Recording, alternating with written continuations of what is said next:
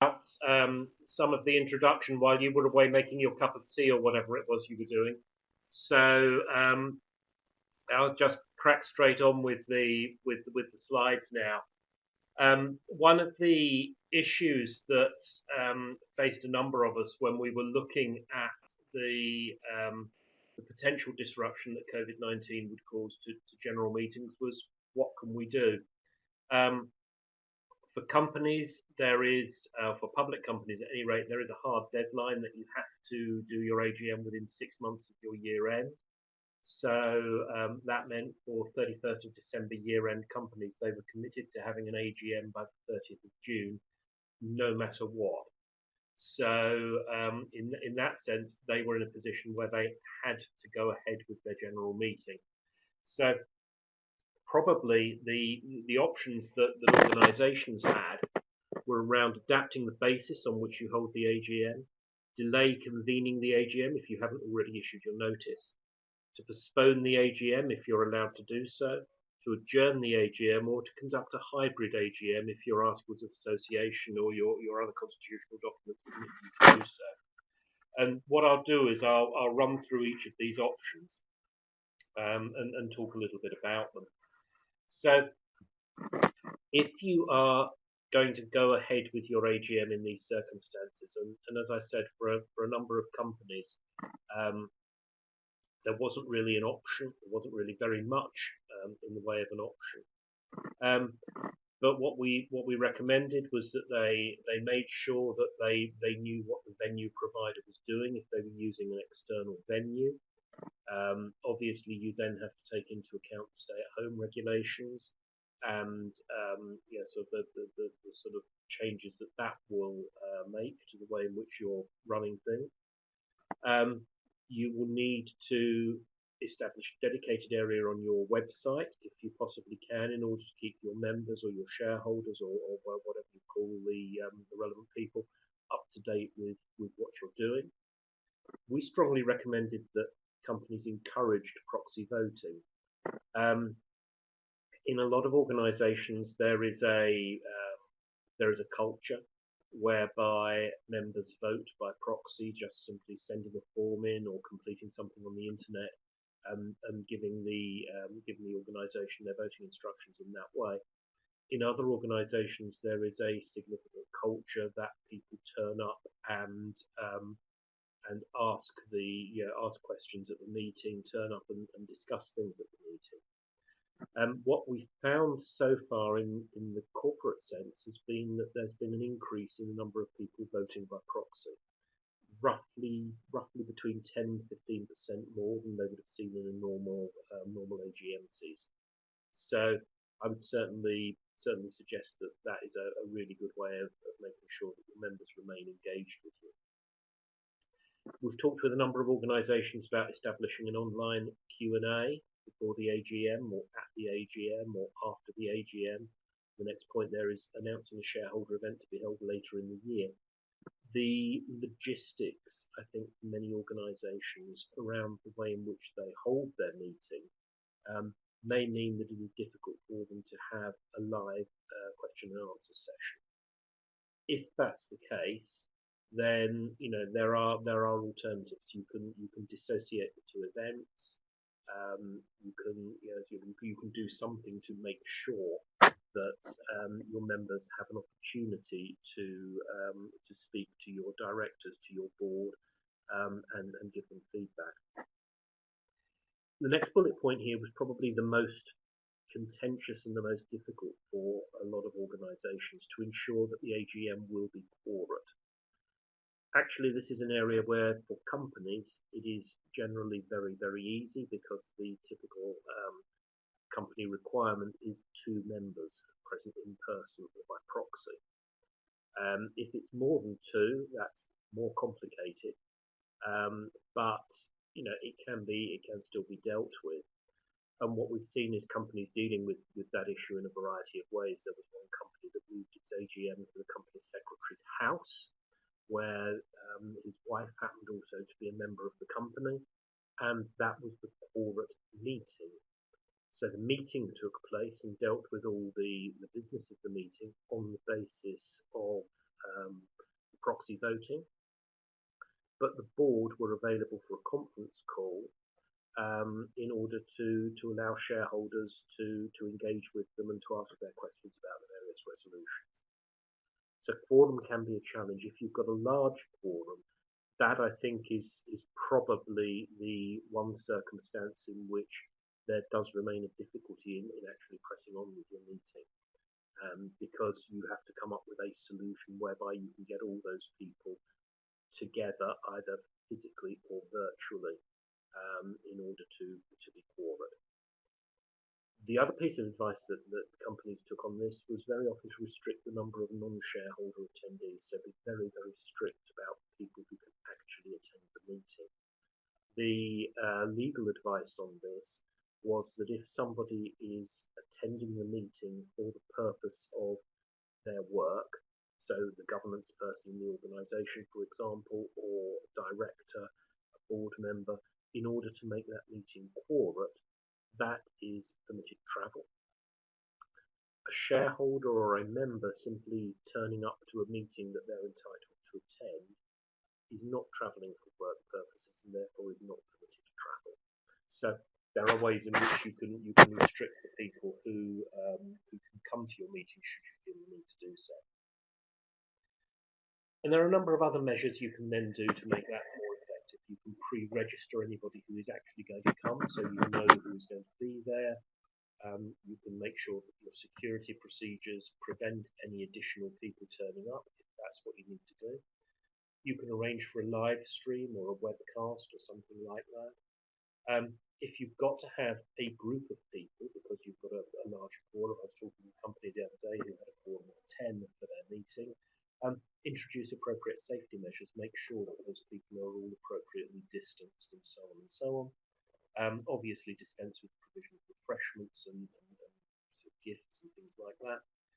And remember that your directors do not all have to attend the AGM. Very often there is an assumption that because it's the AGM, all your directors or board members must be in attendance. Unless you've got a particular requirement in your constitution for that to be the case, there's no common law requirement that they are all there. So if for travel reasons, for safety reasons, it's inappropriate for them to do so, that's absolutely fine.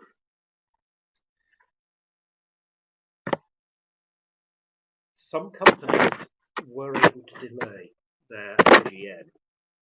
Now, I said earlier that for a public company, the latest date to hold an AGM is 6 months after the financial year end. However, not everybody is constrained in that way. And if you do not have a company associated with your organisation, you may have more flexibility. It may, of course, be that your constitution says that you will hold the AGM at a particular time, in which case that's a different issue and you'll have to consider that.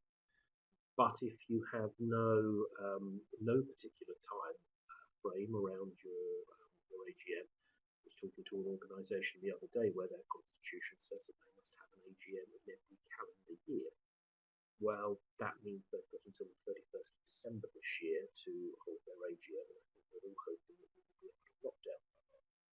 So, for them, whereas they would typically hold their AGM in May, which is why they were looking at the issue now, actually they can simply write to their members and say, actually, we're deferring this. We don't need to do it at the moment. We don't need to hold the AGM. We can push it over. For companies, particularly quoted companies, there are different issues around their authorities, around their remuneration policy, around dividend payments, where they may need that shareholder authority and so may need to convene an AGM more urgently. But if you can delay it, that's probably not a bad outcome, and that's particularly suitable for organisations which have not yet issued a notice of meeting. If you have issued a notice of meeting, then you will be back to your constitution as to what you can do about it. Now, for some organisations, your constitution would permit you, under certain circumstances, to postpone the AGM. It's gone a bit weird there. Never mind. For some organisations, you will be able to postpone your AGM, and again, if your constitution permits you to do so, that may be an option, particularly if you haven't got to hold it at any particular time. Again, similar considerations to those under delay in convening will apply if you're postponing. If you are in a situation where you have to have your meeting, you have to have it at a particular time, provided you are quorate, you can go ahead and have that meeting and adjourn it. So if all other things fail, even if the venue where you were planning to hold your meeting is closed, there is legal precedent. I think it was when there were the Bishopsgate bombings in the 1980s. There is legal precedent for an organisation to hold its AGM by the right number of people turning up on the pavement outside the venue at the right time, and then adjourning the meeting. If you do that, again, you've got to bear in mind if you've got any particular requirement to hold your AGM by a particular date, because that will still apply. So, for example, if you were a company and had got to hold your meeting by the 30th of June, your adjourned meeting must be held by the 30th of June. So that this is potentially a help, but it's not an ideal solution. We've seen a number of companies move to conducting what they call a hybrid AGM. This is a meeting where there is a physical place for the meeting, but that might be just somebody's front room with 2 members present if that meets the quorum requirements. But with that meeting then being connected via the internet, perhaps via Zoom, perhaps via some other technology, such that other members can attend and engage with the meeting themselves. That requires authorization under your constitution, but it is otherwise a sort of an effective way of holding a meeting. We have been asked about virtual meetings, which is where the meeting takes place entirely in cyberspace. That is a more difficult issue because we're told that technically under UK law, in order to be a meeting, it has to have a venue. So there has to be a place where the meeting is actually happening. And so therefore it's more difficult to have a completely virtual meeting, unless your constitution specifically provides for it. Since we produced our initial guidance, the government published the stay-at-home measures. This has complicated the situation for quite a lot of organisations. But again, it doesn't mean that it is impossible to hold your AGM. As I talked through there, I've been thinking about a situation where the stay-at-home measures are in place. I would say it's absolutely key, though, to check your constitution. One of the things that I always say to our members, and I think applies to governance professionals much more widely, is that one of the key things to do is to go back to the source document. Craig, as a historian, will be very familiar with going back to the source documents to check facts. And I always think that it's an absolutely crucial part of all of our training is to go back to the source documents that we're looking at. So go back to the Companies Act, go back to the legislation that applies to your organisation, go back to your constitution, your articles of association, whatever your governing documents are, because very often there will be things in there which will either help you or potentially trip you up. So it's really important to make sure that you're completely on top of what is going on there. So the sort of questions we've been asked around meetings more recently, just go through a few of these. I mean, so can a general meeting of a UK listed company or any other organisation be validly held by the stay-at-home measures being enforced? Yes, they just need to be different. I think one of the I'm being told I'm getting quiet, so I will try and speak up and move the microphone a little bit better. Please tell me if I keep being quiet. One of the things that we've been asked is that very often people are people have a tendency to look at what we did last year and to simply change dates and things like that. And that, I'm afraid, is something that we can't do now. We simply have to think things through again. Think about what the issues are that what we're trying to achieve, and what the issues are that might prevent us doing so. So, are shareholders, are members generally able to attend meetings while stay-at-home measures are enforced? Well, not in person. Stay-at-home measures prohibit public gatherings of more than 2 people. But as I said earlier,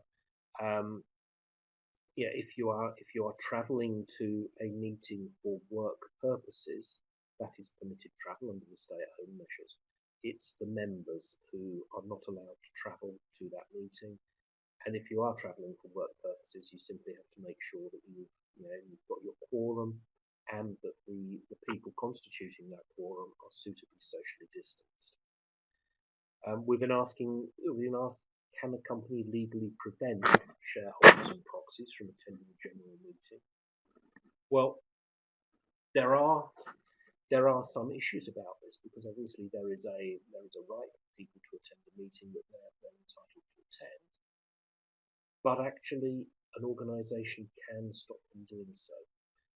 Under common law, the chairman of a meeting has some quite comprehensive powers, some quite wide powers, to ensure that the meeting can go ahead in a safe and legal manner. And I think here, where we're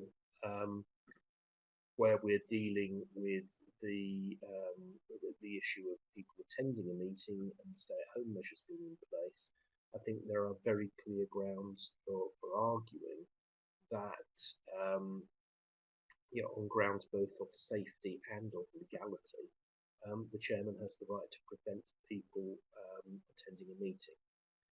And that's relatively easily done. That's sort of simply tell security that they cannot come in, that the doors are locked. But yes, so the chairman has got the right to do that, and that is an established principle in common law. That brings me back to the question of quorum. There's 2 questions here that have been particularly common. Is, if shareholders aren't able to attend, or members aren't able to attend, how can you have a quorum meeting? Well, as I said earlier, that depends on the number of people that constitute your quorum. If it's 2, then it's quite easy to achieve. If it's more than 2, then that takes a little bit more thinking about. The organisations that I've run across who have had real problems with constituting a meeting and having to deal with it in a more complex manner are those where they have something like 50 or 100 people required as their quorum. That obviously becomes quite difficult, because you can't get that many people in a room. With the stay-at-home measures, you simply not allowed to. And you will have to, I suspect, take legal advice on exactly how you comply, or what the implications are if, under legal requirements, you cannot comply with your constitutional requirement to have a meeting. And I think for those companies with very large quorums, that may be a possibility at this stage. We are anticipating that the government will produce some regulations to ease some of the requirements around meetings. At the moment, I understand that is likely to be limited to companies.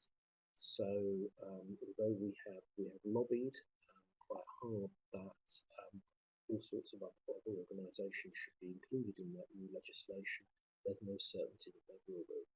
So this, I think, is one of the areas of challenge that we will have to face. Quite often get asked who chairs a general meeting, and that will usually be covered by your constitution. So your constitution would typically say that it will be the chair of the board, or somebody else. And it therefore is up to you to make your own arrangements as to whether it's appropriate for the chair of the board to continue to chair the meeting in the light of the arrangements you're putting in place to deal with COVID-19. It may be appropriate for the chair to delegate it to somebody else.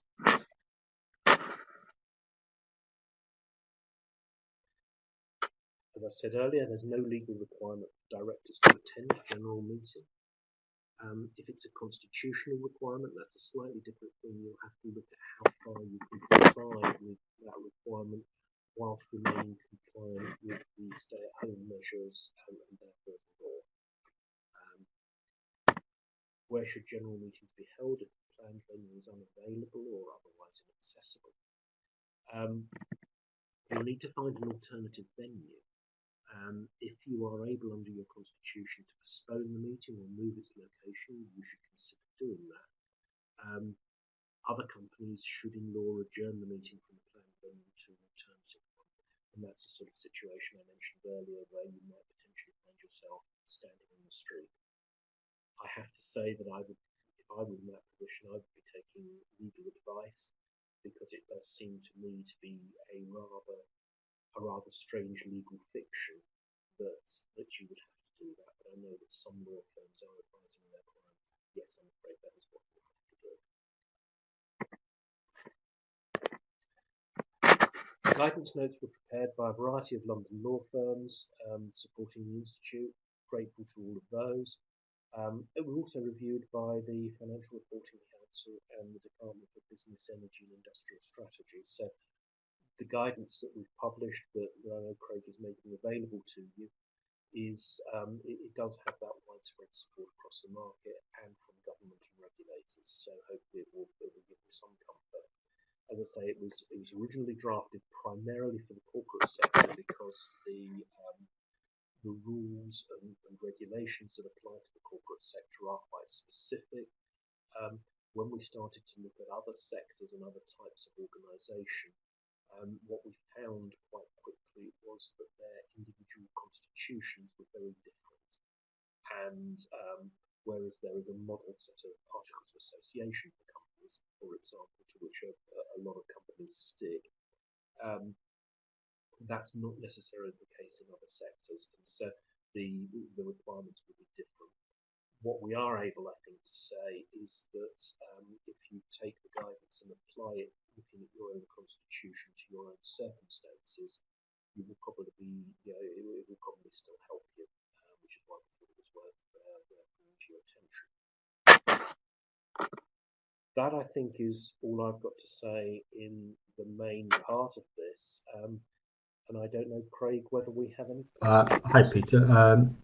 We don't currently have any questions that I can. I imagine they will be on the way. I suppose two questions just from me at the outset. You mentioned that obviously we know that legislation covering some of this is on its way. We don't know precisely what that timetable looks like.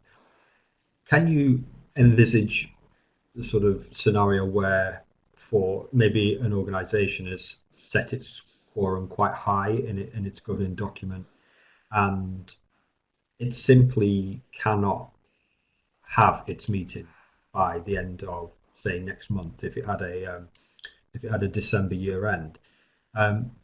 If so, what are the penalties for that? And secondly, is that likely to be, or are those penalties likely to be mitigated, do you think, by that legislation?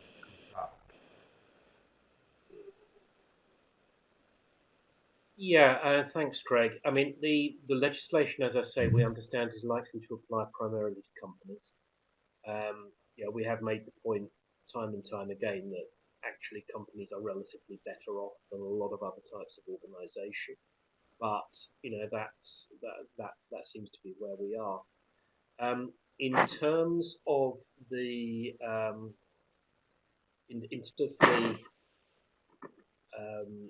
penalties for not complying, that really depends on your individual constitution. And the issue there, I think, is, well, who is going to take action against you for not complying? If you have a particularly, shall we say, difficult group of members, then they might do that. But I think the courts will look at what is reasonable under the circumstances. And if it is simply illegal under the stay-at-home measures for you to operate a meeting that is compliant, then I think that's a fairly comprehensive answer to the question being raised. I would suggest if you think that you're likely to be in that position, it's probably a good opportunity to get some advice from your lawyers on this. I would have thought that would be relatively simple and straightforward for them to give, but you will have that comfort Yeah. that you've got that view from an external Um, party. I think so. I was just going to say, as I anticipated, some of the Great. questions coming in relate to technology, either the technology of holding a meeting, or perhaps specifically around voting at a meeting. If you have any pick outs. Yeah. I mean, the Lucy's question, I think, is an important one. I mean, you've taken legal advice that your members don't have to be physically present. Working on a way for those attending virtually to show they're participating in the meeting. I think that's important. I think if you can get some sort of registration process or some sort of confirmation process with people to confirm that they've done that, I think that's great. The sort of things that we've been seeing happening with that have been people having meetings via Zoom and then asking all those attending to send, for example, an email to the governance person at the organisation to say, yeah, I confirm I am in the meeting and can attend and attending via Zoom. That gives that additional comfort. Moved on to a question about should we have a resolution at our 2021 AGM ratifying our decision to hold a virtual only AGM this year. You could do. You could treat that as being an opportunity to sort of enshrine in your constitution that you can hold a virtual meeting. As I said, what you will have to consider, and you will have to perhaps discuss with your lawyers, is this legal question about whether the meeting is taking place at a particular place. Now, that might be the place where the chairman is for that meeting. And then, the virtual meeting are other people who are attending it by, for example, telephone or internet. That might be a good way of tackling that. I think there's no harm in having a resolution to that effect if you feel it's appropriate. Sue Story, question about part physical and part virtual AGM, core physical, business done virtually. I think that sounds very much like what I'd describe a hybrid meeting as. You've got a physical meeting, you've got a quorum in the room if you're able to manage that. As I said, I've talked to a number of organisations where there have been 2 people present in order to meet their quorum requirements. One of the more entertaining ones was a small listed company which had its AGM in the car park of a service station on the M25 because that was equidistant between the houses of the 2 people who were going to attend and form the quorum. So yeah, you can have a meeting that is quorum physically, but then the business being done virtually, provided you've got the constitutional authority to do that. Can your quorum be achieved virtually, e.g. via Zoom? At the moment, the legal advice seems generally to be no. It seems to be that your quorum has to be present in the room. However, if your constitution allows your quorum to be present electronically, then that is a different matter. That might be one to get your lawyers to look quite closely at your constitution. Is the guidance dependent on the size of the organisation, or does it apply universally? I think the guidance isn't so much dependent on the size of the organisation as on the structure of the organisation. So the guidance is primarily focused on companies because as I said earlier, company law is more widely applicable. Um, Individual guidance for other organisations, as I said, is more difficult because of the uniqueness of some constitutions that we've seen. So yeah, that can be an issue. Richard, presumably proxy appointments count towards the quorum, so if the quorum was 10 and the chair held proxy appointments for 20, the quorum is satisfied by the proxies held by the chair. This is one of those horrifyingly detailed company secretarial ones because it depends what your constitution says. If your constitution says it has to be 10 people present in person, then no. If it says 10 people present in person or by proxy, which is the usual company model and is certainly a very common model that I've seen, then yes. So long as you've got a meeting, then you can actually, your quorum can be by proxy. Can you change your constitution at the beginning of the meeting to allow an electronic meeting? I would have thought that you would probably have to have a meeting to change your constitution. And I would have thought that would be quite difficult to arrange. But again, I'm afraid that's going to depend very much on exactly what your constitution says, and also the way in which that needs to work.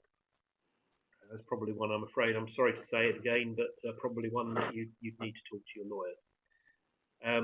Philip, work in the credit union movement, AGMs before it, you have to have a minimum of 15 members present. The FCA has given us permission to hold a virtual AGM and outside of the required time limit.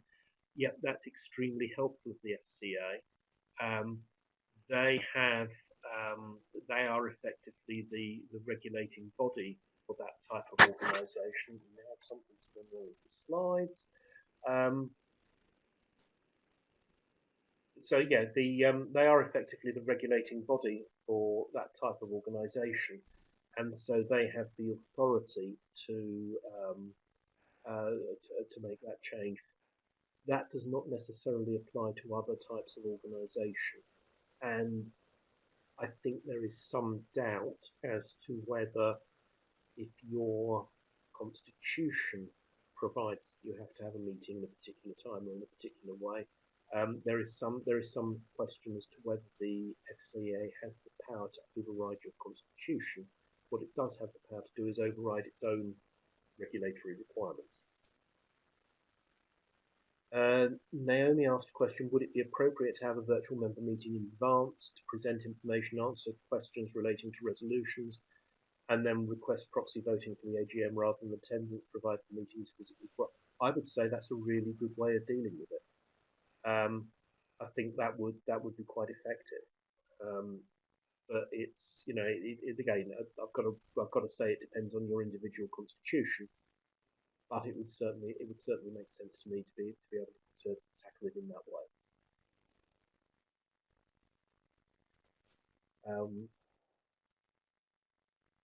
Sue, any thoughts on voting virtually? How can it be done to maintain the secrecy and legality of the vote?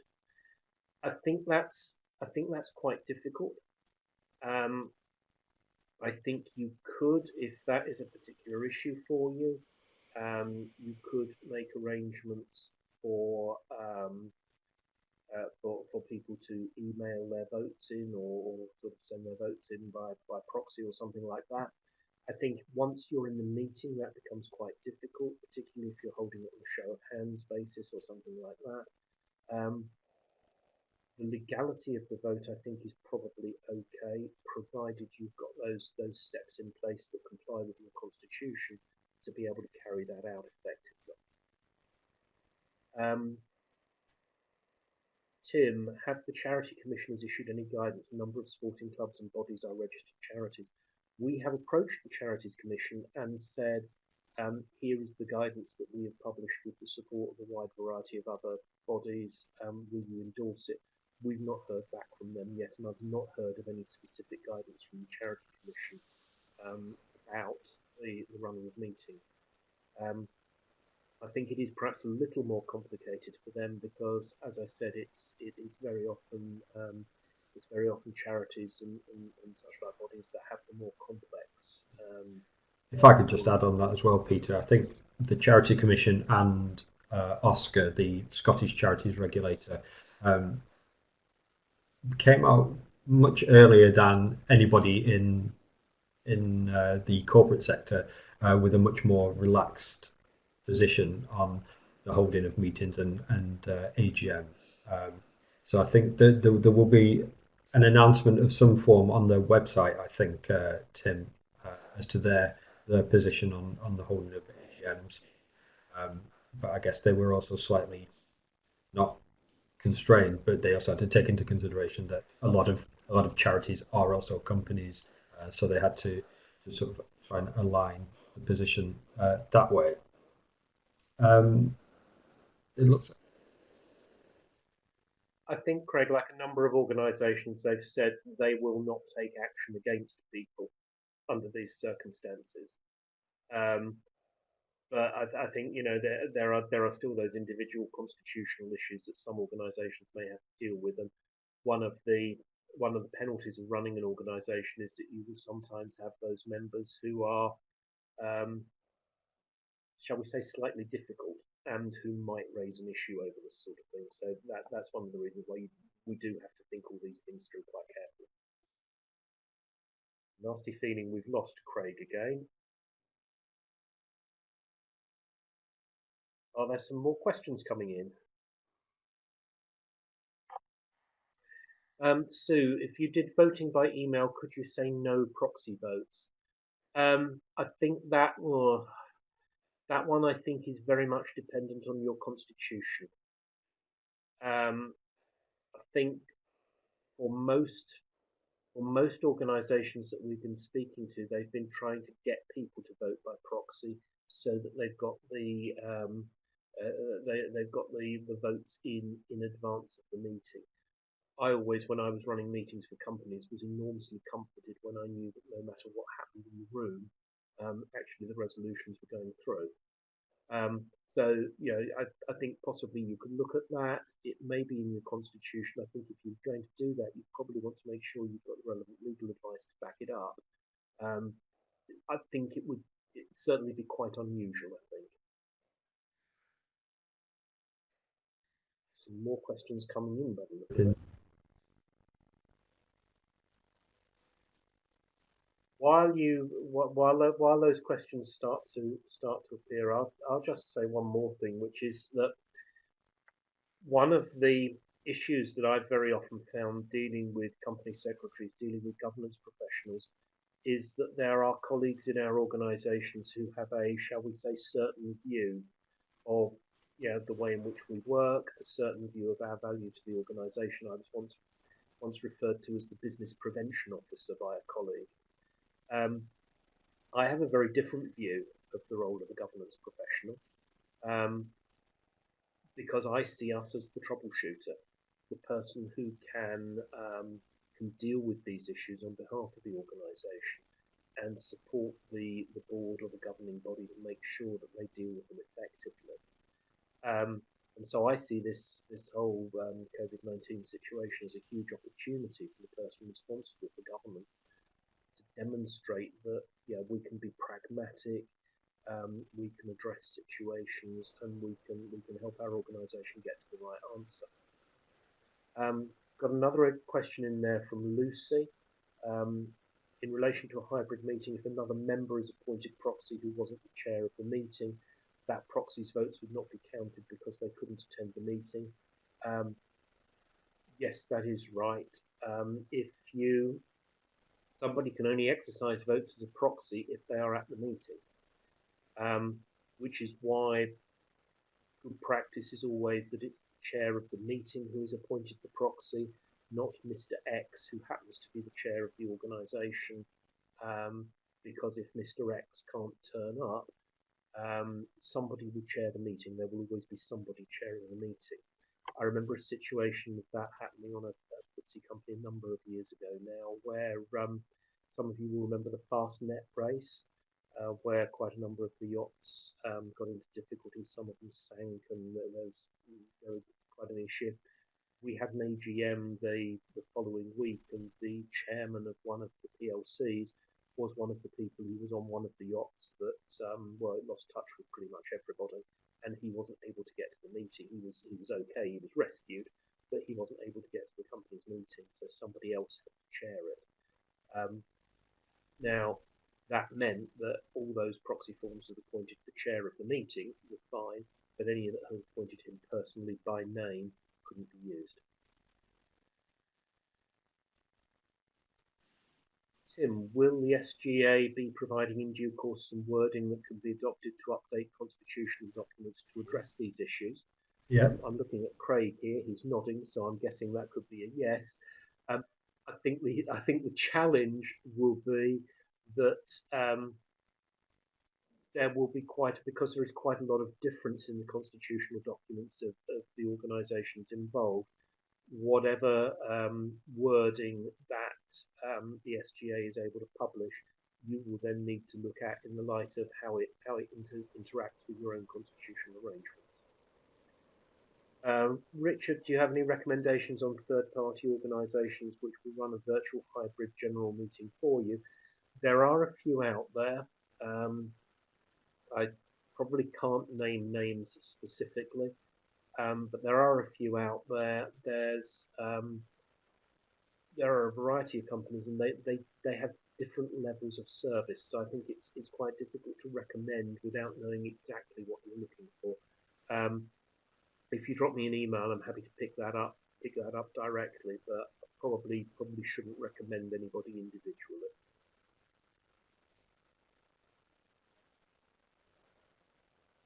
Lucy, thank you. Tim, thank you. Julie's got some information for you, Richard, as well, which is great. Okay, looks like. Are So, there any Peter, more questions? Craig, we're speaking together, which is the usual problem with these things. There's an embarrassing gap for a few seconds, and then both. You may only have to shut up for a couple I'll of shut seconds up because and I just open had a sort of couple of general questions that I thought I wanted to might put to you. As we know, what the situation we're in at the moment has affected the way in which we conduct all sorts of business, day-to-day business, and things related to the governance calendar, as we're talking about today.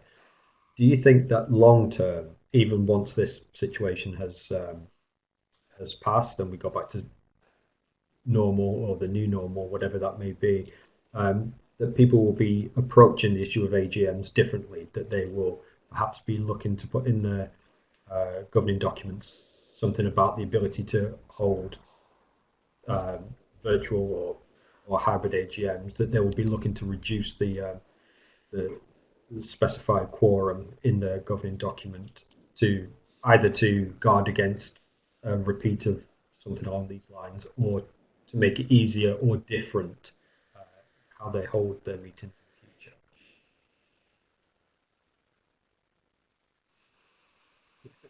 Yes, I think there will be. I think we're all going to be learning things from this, and I think there are lessons that we will have learned in a wide variety of ways. Um, I was on one of these the other day. I don't want to sound like one of these people who's always saying comparing this situation to wartime, because it isn't. It's completely different. But somebody drew attention to the changes in aeroplane technology between 1914, when an aeroplane was basically some string and some wood stuck together in a particular way, and 1919, when there was an aeroplane that could fly the Atlantic. Um, and sort of the speed of change in a period of acute pressure. And I think certainly there are a number of changes that people are making now because they have to make them, which they probably would have been less comfortable making had they not had to do so. I'm working from home. I've been working from home for over a month now. Mm. As you know, Craig, I was always one of those who was in the office because I absolutely hate working from home. But actually, having had to do it, I've now got much more used to it. I'm now more comfortable with it. Um, I've done more webinars in the last week than I think I've done in the rest of my career. Um, we are changing the way in which we work, and I think there are going to be some of those changes which we are going to say when it all calms down and we all get back into the office. There are going to be some of those changes where we say, "Thank God that's over. We won't have to do that again." There are going to be other of those changes Yeah. where we all look at it and say, God, that was so much more efficient than the way that we used to do things. So, yes, I think we all will be absolutely learning things about a whole raft of ways in which we work and which we do business. And I think AGMs are going to be one of those. I mean, I think this is giving a huge fillip to the people who want to do virtual meetings. I think there has been a significant Mm. resistance to the idea of virtual or hybrid meetings in the past. It's now demonstrating that this is a different way of doing things and that it can be Thank quite you. And effective. So yeah, I think so lots of the second one is slightly, it's a less technical question in a way. Quite understandably, a lot of the ground that we've covered today, a lot of the issues that people are asking questions about are about meeting requirements, or making sure that they have met what they're supposed to meet from a legal or constitutional point of view. Is there something to be said for the fact that the AGM plays a vital role in the sort of stakeholder engagement and democratic life of an organisation, and that these issues, whilst understandably you focus on the ones that have to be met from a technical point of view, or legal point of view, you also take into account the opportunity that the AGM gives to various groups within an organisation for playing a role and performing an important scrutiny point. absolutely yes. So the company secretary said to me the other day that one of his concerns was the fact that some of his board were saying, well, this is much easier than the normal AGM we have to do. He made the point to them, and they came to agree in the end that, well, actually the AGM isn't supposed to be easy. It's where you're held to account by our shareholders. Um, I think there is actually something enormously powerful in having the opportunity for a physical meeting. That's why I prefer the idea of the hybrid rather than the virtual. I think the hybrid meeting has the benefits of both. It creates the opportunity for people to attend virtually. Um, if they are in a different part of the country or a different part of the world, um, but it also allows for that physical event to take place. And I think in the overwhelming majority of annual meetings, that's just an event and that just goes ahead and that's part of business as usual. But very occasionally, you do see situations where a board have to be held to account for something that they've either done or not done during the course of the year. And I think having that happen in a public forum at the general meeting is a really powerful way of tackling that. That, as that company secretary I referred to said to me, the fact that my directors don't like the AGM is one of the I suppose on the flip side of what you say, if technological changes open up attendance to a wide, obviously, if it facilitates attendance, therefore, by definition, it makes it more a meeting more attendable. So you could argue that in a way scrutiny is improved that way. Although you say that a physical meeting, you like that as an environment, in terms of the democratization of a meeting. I like it as an environment because I think yeah, I like it as an environment because I think it makes it more easier and more obvious when people are holding the board to account. That can be done virtually. The advantage of a hybrid meeting, I think, is that it is easier for people, as I say, from elsewhere in the country or from other countries to hold the board to account. but I think again there is no substitute for somebody actually being there in front of them and having the opportunity to put their case. Thank you. Lucy, I've just seen your comment there, and at quorum of 50, I'm afraid you have my deepest sympathy. I mean that I think is just a really difficult situation to get around. And I, you say you're not going to be able to reduce the quorum from 50. I totally accept that, but I think you've got, with this year in particular, a really good case to make that perhaps it should be reduced. It looks to me as though that was the end of the questions. We're now past the hour point, although we did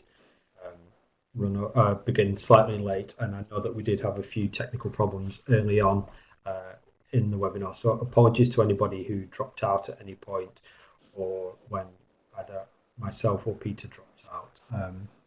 We'll look to see what that problem was. I suspect it wasn't something at our end. I think it was probably elsewhere, but we'll investigate that and find a way around it for future. So I will just draw this to a close by firstly saying thank you, Peter. I know I did my trick of hijacking the good work that you're doing elsewhere in the Institute and badgering you to come and give your experience to the SGA. I hope that it was useful to everybody. I'm sure that it was, and judging by the conversations that have been taking place in the text box, I think everybody's taken some important information. So I'd like to say thank you, Peter. You may now go and, I think I'm right in saying, deliver the same presentation to another audience yet again. So it's a problem that it's an issue that everybody's dealing with at the moment. So thank you for performing that service, Peter. And secondly, I would like to thank everybody who attended. Thank you for coming along. There are, as I speak, some feedback polls popping up on my screen, and I assume they're popping up on yours. If you could fill those out, that will make it useful in terms of what we got right and wrong today, and we can correct any mistakes. I look forward to seeing everybody at future webinars. We're starting to push these out a little bit more regularly now, as we are with other areas of content on the SGA website. And just this morning, section 2 of our knowledge base went live on the Code for Sports Governance. So that might be worth taking a look at. And so I say thank you, everybody, for coming along, and I hope to see you all in the future. Thank you very much. Thanks, Peter. Thank you, Craig.